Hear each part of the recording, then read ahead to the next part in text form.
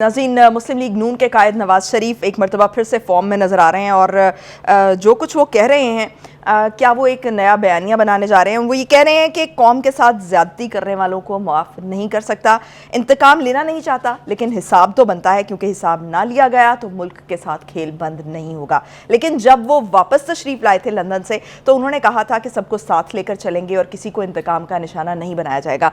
बुखारी साहब, क्या समझते हैं कि नवाज शरीफ साहब जो हैं वो कोई अपने बयानिए में जो उन्होंने वापसी पर एक बयानिया बनाया था, क्या उसमें तब्दीली आ रही है या ये सियासी नारा है, क्या मामला है?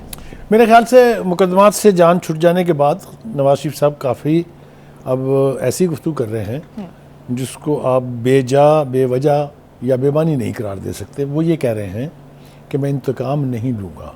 वो अपने उस वादे पर जो 21 अक्टूबर को उन्होंने किया था उस पर कायम है, ठीक। लेकिन वो ये कहते हैं कि मैं एहतसाब भी नहीं छोड़ूंगा। किन का? जिन्होंने ऐसे फैसले किए जिससे मुल्क को नुकसान हुआ। वो कहते मेरी बात छोड़ दें, मैंने तो भुगत लिया, मैंने अपनी बीमार बीवी को छोड़ के जेल भुगती, मेरी बेटी को मेरे सामने से लंबी चौड़ी कहानी उन्होंने सुनाई है, आपके सामने है। वो कहते हैं कि लेकिन जिसकी वजह से मुल्क में बहरान आया, मुआशी बहरान भी आया, सियासी बहरान भी आया, उन सब से हिसाब किताब लेना चाहिए। मेरे ख्याल से इस हद तक तो वो बिल्कुल ठीक है। अब ज़रा थोड़ा सा उनके खिलाफ जो फैसले हुए उसके ज़रा तरीक़ाकार के ऊपर मुख्तसरन मैं गुजारिश करना चाहता हूँ कि पहली बात तो ये है कि व्हाट्सएप के ऊपर एक JIT बन गई। उस JIT के लिए एक शख्स का इंतखाब हुआ जिसका नाम वाजिद ज़िया था। उसने 10 वॉल्यूम्स घड़े जो उनको लिखे लिखाए दिए गए थे, उनका एक रत्ती भर कंट्रीब्यूशन नहीं है। किसने लिखे थे? आ जाएगा इशारा उनकी तरफ भी। उसमें कहा गया 10वां वॉल्यूम अगर खुल गया तो नवाज शरीफ तो कहीं के रहेंगे ही नहीं, मगर वो खुला नहीं। इतना ज़बरदस्त उनके खिलाफ कैंपेन के बावजूद भी वो खुला नहीं, इसलिए कि उसमें कुछ था ही नहीं। और क्यों नहीं था कुछ उसमें? इसलिए कि जो मुकदमा पनामा का नाम लेके बनाया गया था उस पर उन्हें सज़ा नहीं हुई क्योंकि उनका तो नाम ही नहीं था उसमें। लिहाजा एक JIT के बरक्स, एक पटिशन के बरक्स जिसकी ग्राउंड्स होती हैं, एक अकामा खड़ा किया गया और उसके ऊपर उनको सज़ा भी दी गई, नाअहल भी कर दिया गया। इस तरीके से उस अदालत ने जो भी थी वो, उन्होंने मुल्क से एक वज़ीर आज़म छीना, वज़ीर आज़म से उसकी प्राइम मिनिस्टरशिप छीनी, उसकी पार्टी की क़यादत छीनी और कहा कि तुम अब ज़िंदगी भर सियासत में हिस्सा नहीं ले सकते। कौन थे वो जज? और जिसकी वजह से पॉलिटिकल इंस्टेबिलिटी आई। कौन थे वो जज? अब आप देखिए वो जज कौन थे, थोड़ा सा उनका बयान बहुत ज़रूरी है। कभी सुना आपने दुनिया की तारीख में और अपनी ही तारीख में भी कि किसी जज ने किसी मुल्ज़म को सिसिलियन माफिया कहा हो, उसे गॉडफादर कहा हो? कौन थे ये जज? कैसे थे ये जज? क्या जजमेंट दे के गए वो? उसका भुरकस इसी तरह निकलना था जिस तरह निकला है। अब थोड़ी सी जो 2 बातें और तलख मैं करना चाहता हूँ वो भी आपको सुननी पड़ेंगी। देखिए, उस वक्त जो इस्तिलाहात ईजाद की गई जिसका मैंने 2 का जिक्र कर दिया, एक और थी। एक महात्मा खान ने कहा था अंपायर उंगली खड़ी कर देगा, और जब उनसे कहा गया कि भाई साहब ये हैं अंपायर साहब कौन, तो उनका मेरी मुराद तो अल्लाह मियाँ से थी। याद है ना आपको? याद रखना चाहिए ना हमें ये सब कुछ। याद है बुखारी साहब, ये भूलने वाली बात नहीं है। हकीकत कौन थे वो तो जनरल बाजवा, जनरल फैज़ हमीद। याद है ना आपको सब कुछ? आप मुझे बताइए, ऐसी अदालतों का मैं मातम ना करूँ तो क्या करूँ? या कोई भी जी शऊर आदमी, ऐसी अदालतें जिसमें पर्सनल वैनम हो, जिसमें एक तयशुदा एजेंडा हो, जो जजमेंट्स डिक्टेट्स पर लिखी जाएं, उन जजों का एहतराम नहीं हो सकता, किसी सोसाइटी में नहीं हो सकता। ये मैं आपको बिल्कुल इंतहाई जिम्मेदारी से कह रहा हूँ। थोड़ा सा आगे चलते हैं। देखिए, बात यह है कि नवाज शरीफ साहब के साथ जो कुछ भी हुआ उनमें मुमकिन है कहीं उनका कसूर हो।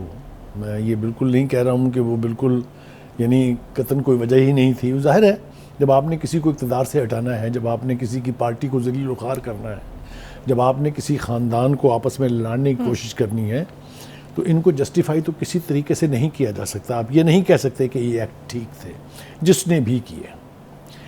लेकिन वो जो एक सवाल कर रहे हैं बैठ के, वो थोड़ा सा दिलों को छूता है। वो कहता है कि वो मैं अपनी बीवी को बीमारी में छोड़ आया, मेरी सामने मेरी बेटी को गिरफ्तार कर लिया गया, मेरी यानी बीमार बीवी से बात नहीं कराई गई।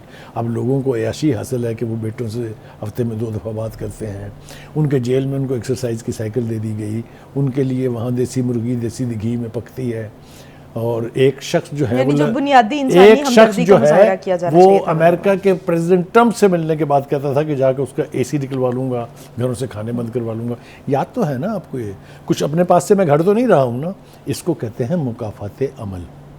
और ये मुकाफात अमल जो है, कुछ बदकिस्मत ऐसे होते हैं जिनको अपनी ज़िंदगी में देखना पड़ता है, कुछ तो अपनी ज़िंदगी के बाद भुगतते हैं। ठीक, तो बुखारी साहब, क्या जो अभी नवाज शरीफ बयान दे रहे हैं, आपने कहा कि वो इंतकाम नहीं लेंगे, लेकिन वो एहतसाब उन लोगों का ज़रूर करना चाहते हैं कि जिन्होंने मुल्क को नुकसान पहुंचाया। तो क्या इन बयानात से और इस किस्म के एक रवैये से क्या आप नहीं समझते कि एक तसादुम की पॉलिसी की तरफ हमारा मुल्क जो है वो फिर चला जाएगा? एक तसादुम की पॉलिसी इख्तियार किए हुए कि अब वो लोग तो नहीं हैं जिन्होंने सब कुछ किया था। हवा बदल गई है ना, मेरी बात समझ रही है ना आप? अब हमारी मिलिट्री इस्टेब्लिशमेंट की लीडरशिप वो नहीं है, ना उस तरह के जर्नैल हैं। अब तो मुख्तलिफ ज़माना है ना। और वो ये नहीं कह रहे कि ये मैं करूँगा एहतसाब ना, उन्होंने पहले भी कहा था ये कि जो मिलिट्री इस्टेब्लिशमेंट है उसके अपने सिस्टम्स हैं विद इन, उस पर कीजिए। जुडिशल सिस्टम में अपने सिस्टम है, जुडिशल काउंसिल है, उनमें कीजिए। वो ये नहीं कह रहे कि मैं करूँगा ये हिसाब, वो कहते हैं लेकिन इनका हिसाब होना ज़रूर चाहिए। Somebody must make them accountable. इसमें क्या खराबी है?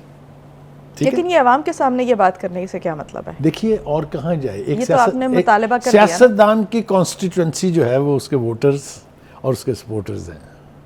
वो अपना दुख भी वहीं बयान करता है, वो अपने आइंदा के प्लान भी उन्हीं के साथ शेयर करता है। वो उनसे कोई भी काम कराने के लिए उनको उकसाता, तैयार करता, लड़ाता, ये सब कुछ जो है ये पॉलिटिकल लीडर ही करता है। अगर खान साहब, महात्मा खान साहब जो हैं, उनकी हदायत शामिल ना होती तो आपका ख्याल है कि पीटीआई के लोग जाके चढ़ दौड़ते कोर कमांडर हाउस पे? बी ऑनेस्ट, ये सियासतदान करता है ना। और सियासतदान फिर साथ धमकियां भी दे, और वो भी सुप्रीम कोर्ट में बैठ के कि आपने कल मुझे गिरफ्तार किया, देखा क्या हुआ, आइंदा करेंगे फिर यही होगा, ये मैंने कहा था, यही रिएक्शन आएगा, यही बात थी। ठीक है, तो ये सूरत हाल ऐसी है कि वो ये कह रहे हैं कि जिन जिन लोगों ने जो कुछ भी किया, जो अनकॉल्ड फॉर था, जो यानी आइन के मुताबिक नहीं था, उनका हिसाब अगर आज आप मुकर्रर नहीं करेंगे तो यही कुछ फिर कल होगा। मैं इस बात से उनकी सहमत हूँ, एक बात। दूसरी बात यह है कि आपने देखा पिछले चंद दिनों से बिलावल साहब का जो लहजा था, वो लहजा ख़ास तौर से नवाज शरीफ साहब के बारे में, वो काफ़ी एग्रेसिव भी था, और अगर मैं बहुत मोहतात बयान दूँ तो काफ़ी रूड भी था। इसलिए कि नवाज शरीफ की क्वेश्चन बनती है उनके वालिद साहब के साथ, बिकॉज एज ग्रुप वही है और उन्होंने पॉलिटिकल कैंपेन की हुई है मिल के। पीडीएम में भी वो हिस्सेदार थे, पीडीएम की हुकूमत में शराकतदार थे तो बिलावल साहब भी खुद वहाँ के वज़ीर आला, वज़ीर ख़ारजा, लेकिन वो अब अपनी झोली झाड़ के कहते हैं कि नहीं, ये तो बड़े थर्ड क्लास लोग थे, बस एक मैं ही वजारत ठीक चला रहा था। हालांकि वजारतें भी पीपल्स पार्टी के पास 5 थी। ठीक है, आज मैं देख रहा हूँ कि उनके लबो लहजे में थोड़ी ग्रेस है, थोड़ी मैच्योरिटी है। I would be safely saying कि ऐसे लगता है कि सियासी पुख्तगी आ रही है, स्पीड स्लो है, जल्दी आ जानी चाहिए, because he consider himself as a candidate of prime ministership. तो पाकिस्तान का प्राइम मिनिस्टर ऐसे शख्स को नहीं होना चाहिए जिसकी गुफ्तगू में से, जिसके अंदाज में से बचपना नज़र आए या अनगार्डेडनेस नज़र आए। मेरे ख्याल से इस मेजॉरिटी की ज़रूरत थी, जो मुझे खुशी है कि वो आ रही है। हम तवक्को करते हैं कि जो मेन स्ट्रीम पॉलिटिकल पार्टीज़ हैं वो एक दूसरे के खिलाफ इलेक्शन लड़ें, एक दूसरे के खिलाफ कैंपेन करें, लेकिन एक बुनियादी मैनरिज्म होना चाहिए, एक कोड ऑफ कंडक्ट होना चाहिए सियासतदान के, दुनिया भर में है ये। ठीक है, आपने देखा कि हमारे पड़ोस में इलेक्शंस होते हैं तो कोई इलेक्शन के ऊपर उंगली नहीं उठाता। They have learned to accept defeat and we are a very bad losers. ये इसमें